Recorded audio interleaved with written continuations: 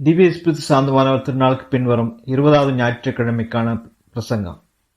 நம்மீது ஆதிக்கம் செலுத்துகிற ஆசாபாசங்களின் பேரில் அச்சிஸ்டர் அல்போன்ஸ் மரிய லிகோரியா நிகழ்த்திய தியான பிரசங்கம். சுவாமி, என் மகன் சாகிறதற்கு முன்னே வர வேண்டும், ஏனெனில் அவன் சாகும் தருவாயில் இருக்கிறான். நம் ஆசாபாசங்கள் தன்னிலேயே கெட்டவையும் அல்ல, தீங்கிழைப்பவையும் அல்ல. நம் புத்தியினுடையவும் விமர்சையினுடையவும் ஏவல்களின் பிரகாரம் கட்டுப்படுத்தப்படும் போது ஆசாபாசங்கள் நமக்கு தீங்கு இழைக்கிறதில்லை. அதற்கு மாறாக அவை ஆத்மத்திற்கு நன்மை பயப்பனவையாக மாறுகின்றன.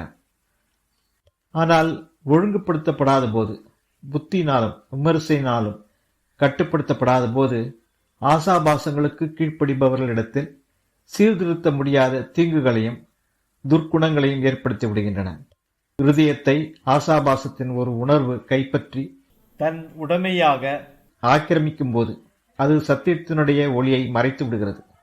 மேலும் நன்மை தின்மையை பகுத்தறியக்கூடிய திறனை அதன் ஆத்மம் இழந்து விடுகிறது. ஆண்டவரே, நாணமற்றதும் அவிவேகமுள்ளதுமான ஆத்மத்தின் அக்கிரமங்களுக்கு என்னை கையளிக்காதேயும் என்று ஆசாபாசத்தினால் ஊசலாடும் தன் மனதை விடுவிக்கும்படியாக ஆண்டவரிடம் சர்வபிரசங்கியா கெஞ்சி மன்றாடுகிறார். அப்படியென்றால் எந்த ஒரு கெட்ட ஆசாபாச உணர்வும் நம்மீது ஆதிக்கம் செலுத்துவதை அனுமதிக்காதபடி நாம் விழிப்பாயிருப்போமாக. இன்றைய சுவிசேஷத்தில் நமது ஆண்டவர் கலிலியாவிற்கு வந்திருப்பதை அறிந்த ஒரு சிற்றரசன் ஆண்டவரை தேடிச் சென்று தன் மகனை குணப்படுத்தும்படி கெஞ்சி மன்றாடுகிறான். சுவாமி, என் மகன் சாகிறதற்கு முன்னே வர வேண்டும் என்று மன்றாடுகிறதை வாசிக்கிறோம். ஏதாவது ஒரு ஆசாபாச உணர்வினுடைய கொடுமைக்கு தன்னையே கையளிக்க துவக்கும் ஒருவனை பற்றி இதே வார்த்தைகளை கூறலாம். அவன் அவனுடைய ஆத்மத்தின் மரண தருவாயில் இருக்கிறான். ஏனெனில் சரீரத்தினுடைய சாவை விட ஆத்மத்தினுடைய சாவை பற்றி வெகு அதிகமாக நாம் கட்டாயமாக பயப்பட வேண்டும். ஆகவே தன் ஆத்மத்தினுடைய உயிரை பாதுகாக்க விரும்பினால் அந்த ஆசாபாசத்தினுடைய உணர்விலிருந்து எவ்வளவு விரைவாக கூடுமோ அவ்வளவு விரைவாக தன்னை விடுவிக்கும்படியாக, சுவாமி, என் ஆத்மம் சாகிறதுக்கு முன்னே வர வேண்டும் என்று ஆண்டவரிடம் கெஞ்சி மன்றாட வேண்டும். அவன் அவ்வாறு செய்யாவிட்டால் அவன் நித்தியத்திற்குமாக தன் ஆத்மத்தை இழந்த நிர்பாக்கிய பாவியாக மாறிவிடுவான்.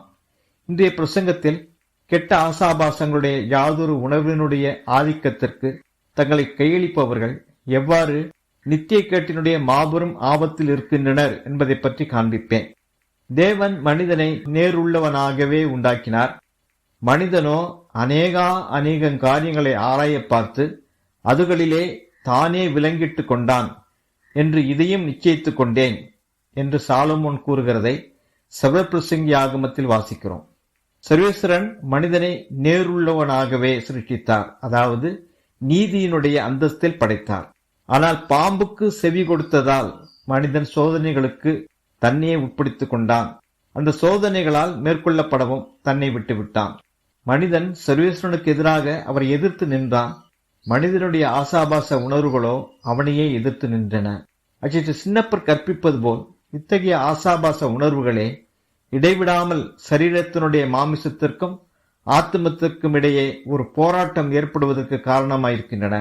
மாமிசம் இஸ்பிரித்துவுக்கு விரோதமாகவும் இஸ்பிரித்து மாமிசத்துக்கு விரோதமாயும் இச்சிக்கிறது என்று சின்னப்பர் கலாத்தியருக்கு எழுதிய நிருபத்தில் வாசிக்கிறோம். ஆயினும் சர்வேஸ்வரனுடைய தேவ வரப்பிரசாதத்தின் உதவியால் இத்தகைய ஆசாபாசங்களை எதிர்ப்பதும் தன்மேல் ஆதிக்கம் செலுத்துவதற்கு அவற்றை அனுமதியாமல் இருப்பதும் மனிதனுடைய சக்திக்கு உட்பட்ட காரியங்களாக இருக்கின்றன.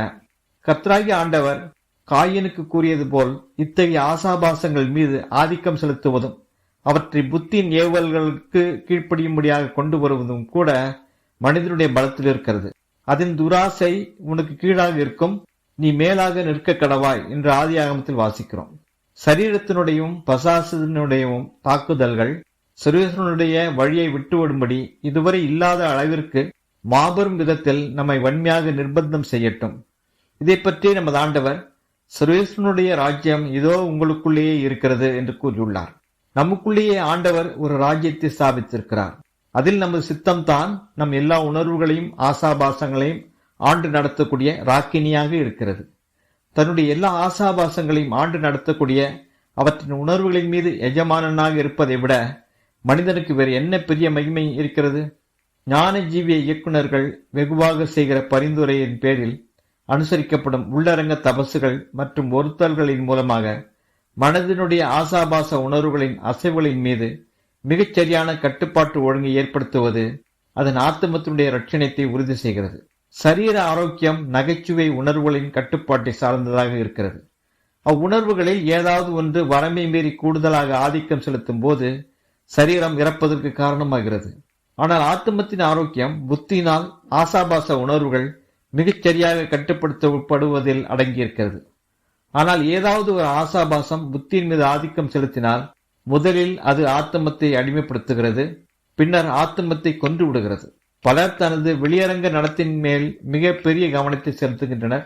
மற்றவர்கள் முன்பாக அடக்க ஒடுக்கம் உள்ளவர்களாகவும் மரியாதை உள்ளவர்களாகவும் தோன்றுவதற்கு அவர்கள் மிகப்பெரிய முயற்சி எடுப்பார்கள்.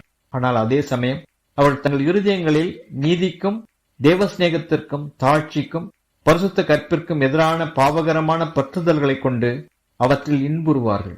தங்கள் அன்னபான பாத்திரங்களை சுத்தமாக வைத்திருப்பதில் கவனத்துடனும் அதே சமயம் உள்ளரங்கமாக அநீதியானதும் அசுத்தமானதுமான நினைவுகளால் மகிழ்ச்சி அடைந்து கொண்டிருந்த பரிசேயர்களையும் வேத பாரகர்களையும் பார்த்து நமது ஆண்டவர் அவர்களுக்காக ஆயத்தம் செய்யப்பட்டிருக்கிற துப்புரவு தண்டனை பற்றி கூறி எச்சரிக்கிறார். கள்ள ஞானிகளான வேத பாரகரே, பரிசேயரே, உங்களுக்கு ஐயோ கேடு! ஏனெனில் அன்னபான பாத்திரங்களின் வெளிப்புறத்தை சுத்தம் செய்கிறீர்கள், உங்கள் உள்ளத்திலோ கொள்ளையும் அசுத்தமும் நிறைந்தவர்களாயிருக்கிறீர்கள் என்று ஆண்டவர் எச்சரித்து கூறுவதை அச்சிஷ்ட மத்தேயு எழுதிய சுசேஷத்தில் வாசிக்கிறோம்.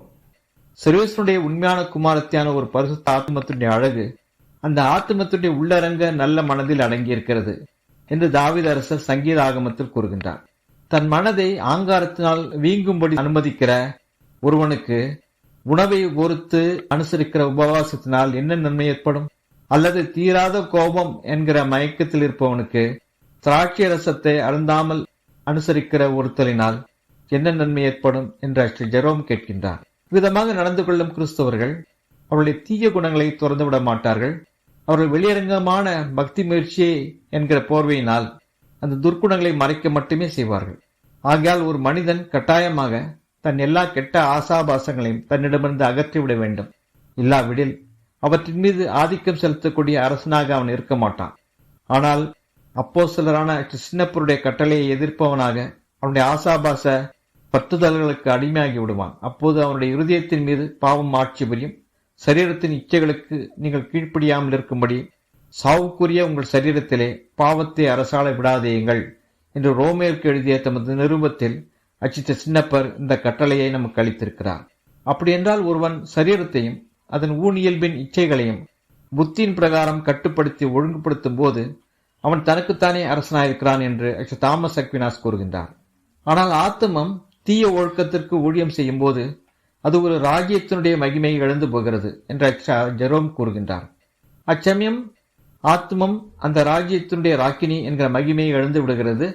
மேலும் பாவத்தினுடைய அடிமையாக அந்த ஆத்மம் மாறிவிடுகிறது என்று அர்லப்பர் கற்பிக்கின்றார். ஒரு குதிரையை அடக்கி நடத்துவது போல் நாமும் நம் ஊனியல்பின் இச்சைகளை அடக்கி ஆள வேண்டும் என்று யாகப்பர் நமக்கு அறிவுறுத்துகின்றார். குதிரைகள் நமக்கு அடங்கும்படிக்கு அவைகள் வாயில் கடிவாளமிட்டுக் கொண்டால் அவைகளின் சரீரம் முழுமையும் எப்பக்கமும் நடத்துவோம் என்று யாகப்பர் எழுதிய நிருபத்தில் வாசிக்கிறோம். ஆகையால் ஏதாவது ஒரு கெட்ட ஆசாபாசத்தினுடைய அடக்க முடியாத ஆவலை நாம் உணரும் போது அதை நாம் கட்டாயமாக நமது புத்தியினுடைய கடிவாளத்தை கொண்டு அடக்க வேண்டும். ஏனெனில் கெட்ட ஆசாபாசத்தினுடைய வேண்டுகோள்களுக்கு நாம் இணங்குவோமேயாகில் புத்தியினுடைய ஏவல்களுக்கு கீழ்ப்படியாமல் மிருகத்தனமான பசிகளுடைய தூண்டுதல்களுக்கு கீழ்ப்படுகிற காட்டு மிருகங்களுடைய நிலைமைக்கு சமமான நிலைமைக்கு அது நம்மை இட்டு சென்றுவிடும். புத்தியில்லாத பிராணிகளைப் போல மாறுவது எவ்வளவு மோசமானதாக இருக்கிறது என்றால் இத்தகையோர் பிறவாது இருப்பதே நலம். ஏனெனில் இயற்கையிலேயே புத்தி இல்லாமல் இருப்பது சகித்துக் கொள்ளக்கூடியதாக இருக்கிறது என்று கிறிஸ்தோஸ்தம் அருளப்பர் கூறுகின்றார். மேலும் இயற்கையிலேயே புத்தி இல்லாமல் இருப்பது வெட்கைக்காடான காரியமல்ல. ஆனால் புத்தி என்கிற கொடையுடன் பிறந்து பின்னர் ஒரு விலங்கைப் போல மாமிச இச்சைகளுக்கு கீழ்ப்படிந்து ஜீவிப்பது மனிதனுடைய வெட்கங்கட்ட இழிவான தன்மையாகும். மேலும் அது இத்தகைய மனிதனை நாளடைவில் புத்தியில்லா மிருகத்தை விட மோசமானவனாக ஆக்கிவிடும். ஒருவன் தன் சொந்த விருப்பத்தினால் குதிரைகளுடன் கூட குதிரை லாயத்தில் தங்கியிருந்து அவை உண்ணுகிற வைக்கோலும் ஓட்ஸும் உண்டு. அங்கேயே குதிரை சாணத்திலேயே படுத்துறங்குவதை பார்த்தால் நீ அதை பற்றி என்ன கூறுவாய்? எந்த ஒரு ஆசாபாசத்தினுடைய கொடூரமான ஆதிக்கத்திற்கு தன்னையே கையெழுத்து ஒப்படைக்கிற மனிதனின் நிலைமை இதைவிட மகா மோசமான நிலைமையாக சர்வேசனுடைய கண்களுக்கு முன்பாக இருக்கும். இவ்விதமாகத்தான் சர்வேசனை அறியாத அஞ்ஞானிகள் ஜீவித்தனர். ஏனெனில் அவர்களுடைய புத்தியுடைய இருளானது நன்மையையும் திண்மையும் பகுத்தறிந்து கொள்ள இல்லாதவர்களாக அவர்களை ஆக்கியது. அதன் காரணமாக அவருடைய உணர்வுகளுடைய பசு எங்கெல்லாம் விட்டு சென்றதோ அங்கெல்லாம் அவர்கள் சென்றனர். ஆகையால் அவர்கள் அந்தகாரத்தால் இருளடைந்த புத்தியுடையவர்களாய் தங்கள் வீணான சிந்தைகளின்படி நடக்கிறது போல் இது முதல் நீங்கள் நடவாதேயுங்கள் என்று அஞ்ஞானிகளைப் போல் ஜீவிக்கக்கூடாது என்று சின்னப்பர் எபேசியருக்கு எழுதிய நிருபத்தில் நம்மை எச்சரிக்கிறதை வாசிக்கிறோம். அதனால் அஞ்ஞானிகள் அவருடைய அசுத்தத்தனம், பேராசை என்கிற தீய ஒழுக்கத்தின் துர்க்குணங்களிலேயும் குருட்டுத்தனமாக அவருடைய ஆசாபாசங்களுடைய கட்டளைகளுக்கு கீழ்ப்படிவதிலேயும் கைவிடப்பட்டனர். நம்பிக்கை இழந்தவர்களால் எல்லா அசுத்த கிரியைகளையும் தீராத ஆவலோடு நிறைவேற்றும்படி காம விகாரத்துக்கு தங்களை கையெழுத்திருக்கிறார்கள் என்று சின்னப்பர் எபேசுக்கு எழுதிய நிருபத்தில் கூறுகின்றார். புத்தியையும் சர்வேசனையும் புறக்கணித்துவிட்டு ஆசாபாச உணர்வுகளின் ஏவுதல்களுக்கு கீழ்ப்படுகிற எல்லா கிறிஸ்தவர்களும் இத்தகைய மகா நிர்பாக்கியமானதும் இழிவானதுமான நிலைமையை அடைவார்கள். இவருடைய பாவங்களுக்கு தண்டனையாக அஞ்ஞானிகளை கைவிட்டது போல் சர்வேஸ்வரன் இவர்களையும் இவர்களுடைய சொந்த தீமையான ஆவல்களிலேயே இருக்கும்படியாக கைவிட்டு விடுவார். சர்வேஸ்வரன் அவர்களை தங்கள் இருதயங்களின் இச்சைகளாகிய அசுசிக்கு கையளித்தார் என்ற சின்னப்பர் ரோமேற்கு எழுதிய நிருபத்தில் வாசிக்கிறோம். இதுவே சர்வேஸ்வரன் நமக்கு அனுப்புகிற துப்புரவு தண்டனைகளிலேயே மகா பெரிய தண்டனையாகும். 2 நகரங்கள் ஒரு கிறிஸ்துவனுடைய இருதயத்தில் கட்டப்படலாம் என்று அகஸ்தினார் எழுதுகின்றார். ஒரு நகரம் தேவ சிநேகத்தினாலும் மற்றொன்று சுய சிநேகத்தினாலும் கட்டப்படலாம் என்று அச்சிஷ்டவர் எழுதியிருக்கிறார். இவ்விதமாக நம்முள் தேவ சிநேகம் ஆட்சி புரிந்தால் நாம் நம்மையே வெறுத்து புறக்கணிப்போம். அதே சமயம் சுய சிநேகம் நம்முள் ஆட்சி புரிந்தால் நாம் சர்வேஸ்வரனை புறக்கணிப்போம். ஆனால் சுய சிநேகத்தை மேற்கொண்டு வெற்றி அடைவதில் நித்திய மகிமையினுடைய கிரீடத்தை பெற்று தரக்கூடிய வெற்றி அடங்கியிருக்கிறது. நீ உன்னையே வெற்றிக்கொள், நீ உன்னையே வெற்றிக்கொள் என்கிற மாபெரும் முதுமொழியை அச்சிஸ்டர் பிரான்சிஸ் சவேரியார் எப்பொழுதும் தன் சீடர்களின் இருதயங்களில் பதிய வைக்கும்படியாக அறிவுறுத்துவார். மனிதனுடைய எல்லா சிந்தனைகளும் உணர்வுகளும் அவன் சிறுவனாய் இருந்தது முதல் தீமையின் பேரில் சார்பாயிருக்கின்றன என்று பரிசுத்த வேதாகமும் கூறுகிறது. மனிதனுடைய இந்திரியங்களும் இருதய சிந்தைகளும் எவ்வளவு முதல் தீமையின் பேரில் சார்பாயிருக்கின்றன என்று ஆதியாகமத்தில் வாசிக்கிறோம். ஆகையால் நம் ஜீவிய காலம் முழுவதும் நம் தோட்டங்களில் கேடு விளைவிக்கக்கூடிய நச்சுத்தன்மையுள்ள விஷச்செடிகள் முளைத்தெழுவது போல் நம்முள் எழுகின்ற தீமையின் மீதான பற்றுதல்களை ஆர்வமுடன் இடைவிடாமல் கட்டாயமாக எதிர்த்து போராடி அவற்றின் மேல் வெற்றி கொள்ள வேண்டும். ஆசாபாச உணர்வுகளிலிருந்து எவ்வாறு தங்களை விடுவிப்பது என்றும் அந்த ஆசாபாச உணர்வுகள் தங்களுக்குள் ஆரம்பமாவதை தடுப்பதும் என்றும் சிலர் கேட்பார்கள். அதற்கான பதில் இதோ. கெட்ட ஆசாபாசங்கள் என்கிற இந்த மிருகங்களை காண்பது என்பது ஒன்று. இக்காட்டு மிருகங்களான கெட்ட ஆசாபாசங்களை தன் இருதயத்தினுள் பாதுகாப்பாக வைத்திருப்பது என்பது இன்னொன்று என்கிற பதிலை அச்சிஸ்டர் கிறிசோஸ்தமர் கூறுகின்றார். அதாவது இக்காட்டு மிருகங்களை அல்லது கெட்ட ஆசாபாசங்களை அவை வெளியில் இருக்கும்போது பார்ப்பது என்பது ஒரு காரியமாக இருக்கிறது. மற்றொரு காரியம் என்னவெனில் அவற்றிற்கு தன் இருதயத்திலேயே தங்க இடமளிப்பது என்பதாகும். அவை வெளியே இருக்கும் வரை நமக்கு ஒரு தீங்கும் ஏற்படாது. ஆனால் அவற்றிற்கு தங்குவதற்கு நம்ம ஆத்தமத்தில் இடம் கொடுத்தால் இந்த காட்டு மிருகங்களாகிய கெட்ட ஆசாபாசங்கள் நம்மையே விழுங்கி கொன்றுவிடும். எல்லா ஆசாபாசங்களும் சுய சிநேகத்திலிருந்தே தோன்றுகின்றன. தம்மை பின்பற்ற ஆசிக்கிற எல்லோரையும் பார்த்து நமது ஆண்டவர் தாமே கற்பிக்கிறது போல நாம் எதிர்த்து போராட வேண்டிய நம் முதன்மையான சத்துருவாக இந்த சுய சிநேகம் இருக்கிறது. இந்த சத்துருவை நாம் சுய மறுதளிப்பினால் கட்டாயமாக வெற்றி கொள்ள வேண்டும். யாதொருவன் என் பிறகே வர மனதாயிருந்தால் தன்னைத்தானே பரித்தியாகம் செய்து தன் சிலுவை எடுத்துக்கொண்டு என்னை பின் செல்ல கடவான் என்று நமது ஆண்டவர் தாமே இக்காரியத்தில் நமக்கு அறிவுறுத்துகின்றார். நம் இருதயத்திலிருந்து சுய சிநேகத்தை அகற்றாத வரைக்கும் தேவஸ்நேகம் அதனுள் நுழைக்கூடாமல் இருக்கும் என்று தாமஸ் அக்கம்பியஸ் கூறுகின்றார்.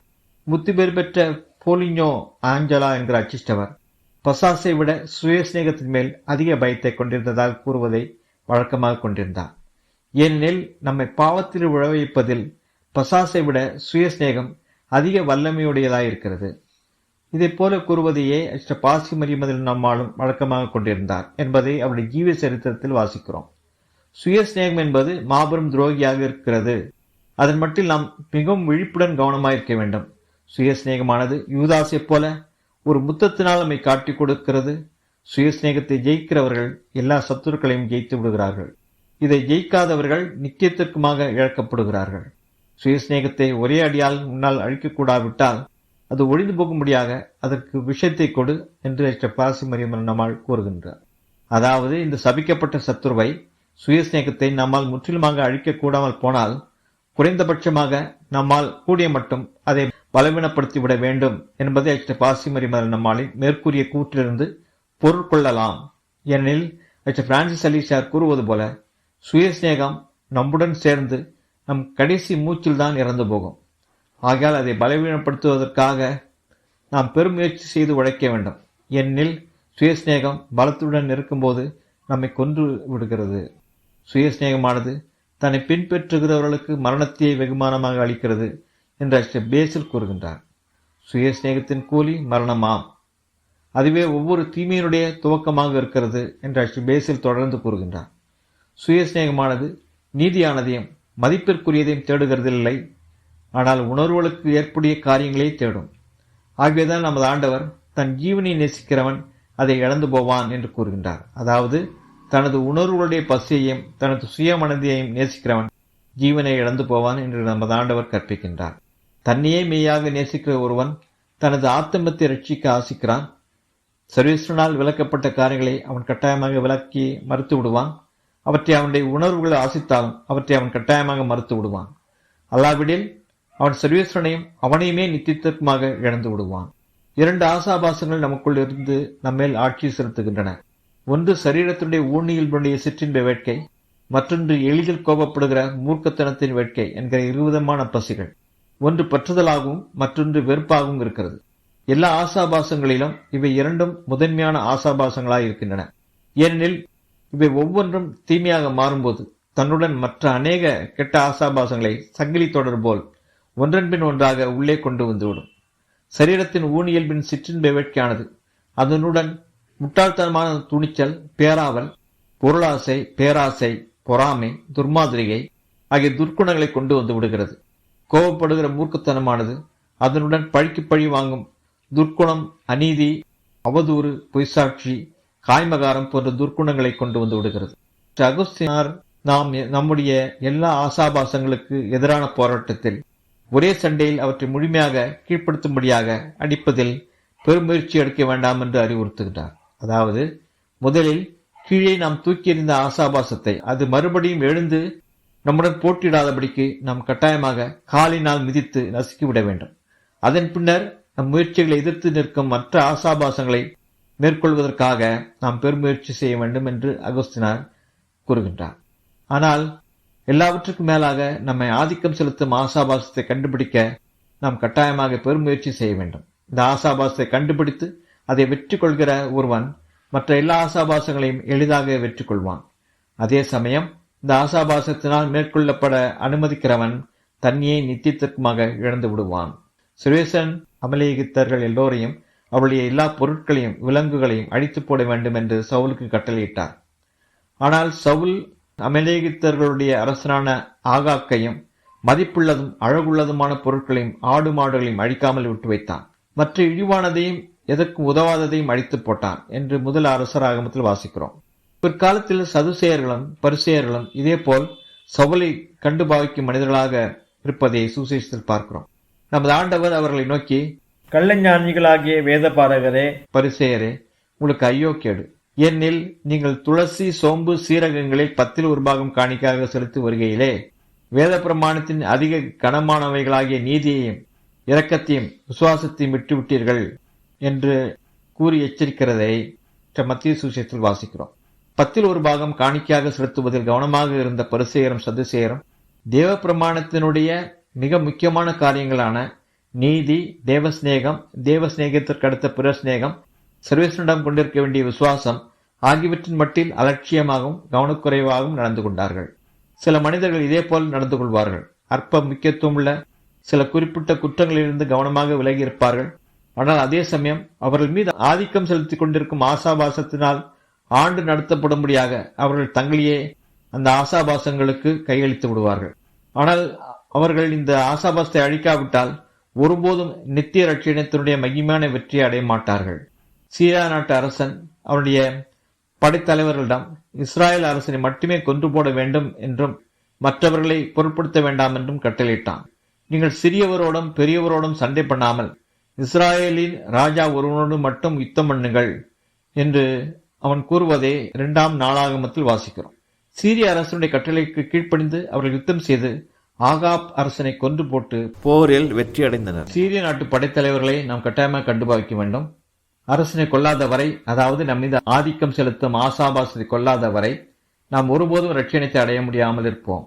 தனது ஆதிக்கத்திற்குள் ஒருவனை கொண்டு செல்கிற ஆசாபாசமானது முதலில் அவனுக்கு வரவிருக்கும் ஆபத்தை பார்க்காதபடி அவனை குருடனாக்கி அவனை தடுத்து விடுகிறது. இப்போது புத்தியினால் இல்லாமல் உணர்வுகளின் இன்பங்களை பின்பற்றி நடக்கும் குருட்டு வழிகாட்டியான ஆசாபாசத்தினால் வழிநடத்தப்படும் ஒரு குருட்டு மனிதனால் எவ்வாறு அதல பாதாளத்தில் விழுவதை தடுக்கக்கூடுமாயிருக்கும்?